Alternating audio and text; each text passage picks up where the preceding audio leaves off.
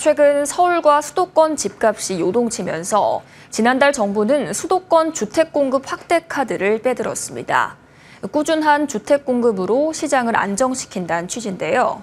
약 한 달이 지난 오늘 국토교통부는 일부 수도권 우수 입지의 공공주택 공급 계획을 발표했습니다. 국토부 출입하는 이한기 기자와 자세한 이야기 나눠보겠습니다. 어서 오세요. 먼저 지난달 정부가 발표했던 88 공급 대책에 어떤 내용이 담겼는지 짚어주시죠.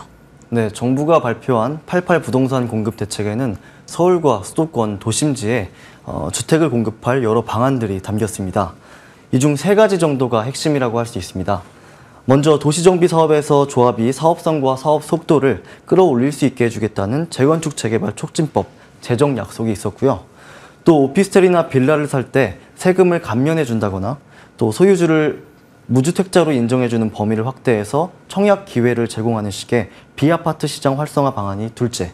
그리고 3번째로는 서울을 포함한 수도권 그린벨트를 풀어서 내년까지 8만 가구를 공급하겠다는 내용이 담겼습니다. 들어보니 기억이 나는 것 같습니다.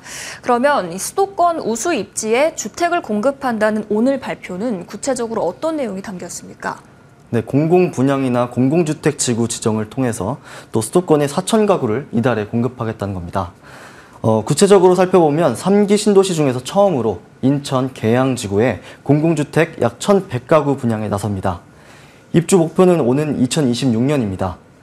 이외에 사전 청약 부적격 당첨자 발생으로 인한 신규 물량도 300가구 이상 나올 예정입니다.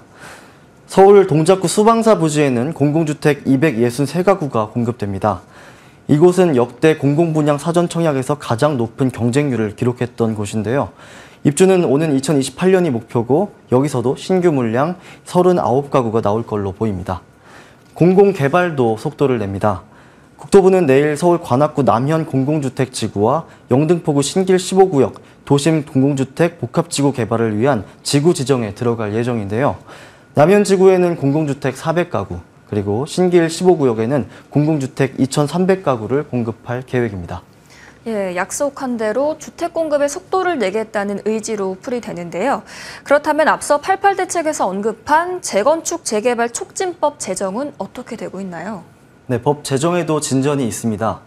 재건축 재개발 촉진법 제정안과 그리고 도시정비법 개정안을 어제 김은혜 국민의힘 의원이 대표 발의한 건데요. 이대로 재건축 재개발 촉진법이 국회 문턱을 넘게 되면 각종 주요 사업 절차를 묶어서 처리할 수 있게 되고요. 또 3년 한시로 용적률을 법적 상한보다 더 완화해서 공사비 상승으로 낮아진 재건축 사업성을 더 확보할 수 있게 될 전망입니다. 그리고 각종 사업 동의 요건이나 국민주택 규모, 공급 비율 같은 규제들은 도시정비법 개정으로 해결하겠다는 계획입니다. 또 하나 모두가 궁금해했던 초미의 관심사가 그린벨트 해제였습니다. 이건 어떻게 진행 중인가요? 네, 정부가 그린벨트 해제를 언급하고 나서 서울시는 서울 전역에 있는 그린벨트를 올해 말까지 토지거래 허가구역으로 지정했습니다. 정부는 오는 11월에 5만 가구 정도 공급할 만한 신규 택지 후보지를 우선 공개할 계획이라고 언급해 왔는데요.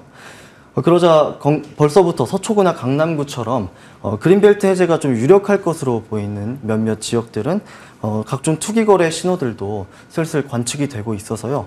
서울시도 대책 마련에 나섰습니다. 정부 대책 발표 이후에 그린벨트 안에서 허가받아 취득한 이런 토지들을 실태 조사하겠다라는 건데 시는 각 자치구와 현장 조사반을 꾸려서 토지거래 허가를 받아서 취득한 이 토지들을 제대로 이용하고 있는지, 그리고 허가받은 이용 목적대로 사용하고 있는지, 그리고 무단 전용하는지 등을 점검할 예정입니다.